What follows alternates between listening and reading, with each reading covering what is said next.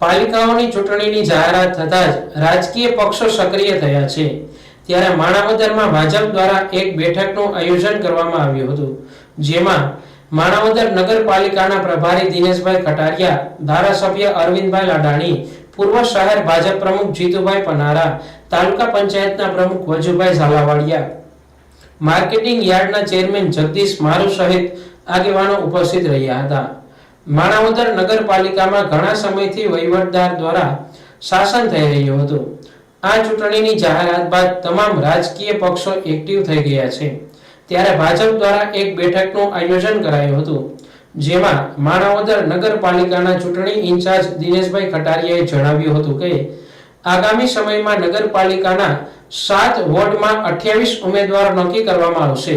ત્યારે સૌ ઉમેદવારો ટિકિટની માંગણી કરી શકે છે, પરંતુ માત્ર 28 જ ઉમેદવારોને ટિકિટ આપી શકાય છે। ત્યારે તમામ માંગણીદારોની ટિકિટ મળવી શક્ય નથી।